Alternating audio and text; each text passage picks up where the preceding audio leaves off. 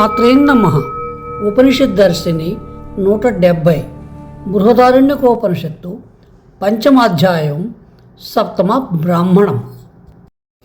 జనకుని కొలువులో ఇప్పటి వరకు బ్రహ్మ విద్య విషయమై అడిగిన ప్రశ్నలు అంత సంపూర్ణంగా లేవు.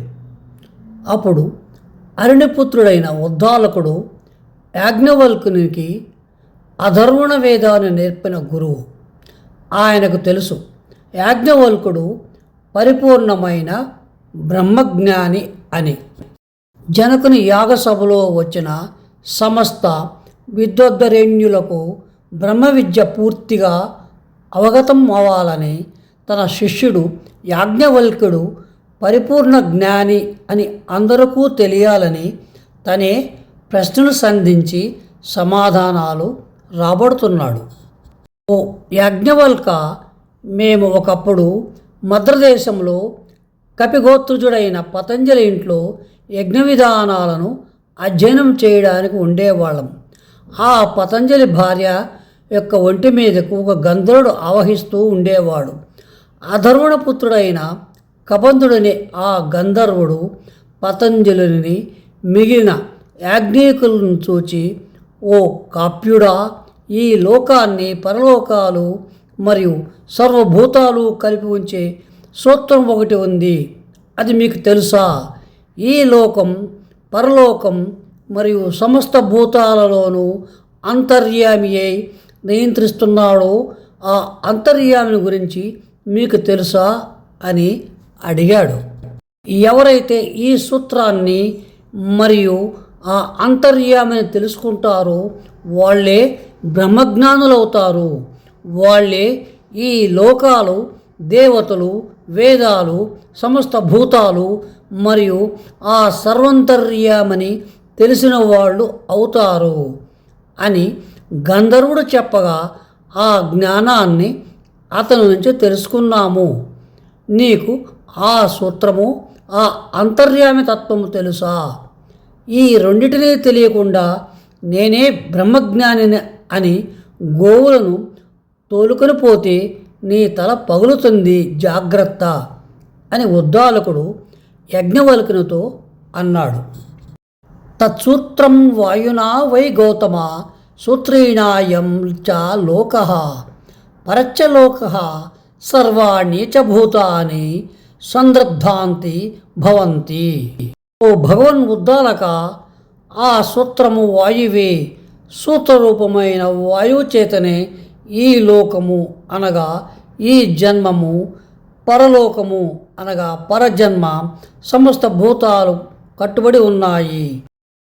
తస్మాద్వై గౌతమ పురుషం ప్రేత మహూర్వస్రగం శిషతాస్యాంగా నేతి వాయునా హి. ఈ లోకము, పరలోకము, సమస్త భూతాలను అనుసంధానించేది వాయువే. మన శరీరం, శరీరంలోని సకల అవయవాలు, నిశ్చేతనాలు సూత్రరూపమైన వాయుస్వరూపము చేతనే అవయవాలన్నీ కూర్చబడి ఉన్నాయి. శరీరం నుంచి వాయువు అనగా శ్వాస నిష్క్రమిస్తే దండలో దారం తెగిపోతే పూసలు విడిపోయినట్లుగా అవయవాలన్నీ చేతనత్వాన్ని కోల్పోతాయి. అంతర్యామి తత్వం. యః పృథివ్యాం తిష్టన్ పృథివ్యా అంతరోయం పృథివీ న వేదస్య పృథివీ శరీరం యః పృథివీమంతరో యమయత్యేష త ఆత్మానంతర్యామ్యమృతః. ఎవడు భూమిలోనే ఉండి భూమి కంటే వేరుగా ఉంటూ భూమిని నియంత్రిస్తూ ఉంటాడో, ఎవరిని పృథివీ తెలుసుకోకుండా ఉందో, భూమి ఎవరికి శరీరమో అతడే అంతర్యామి, అదే ఆత్మస్వరూపము.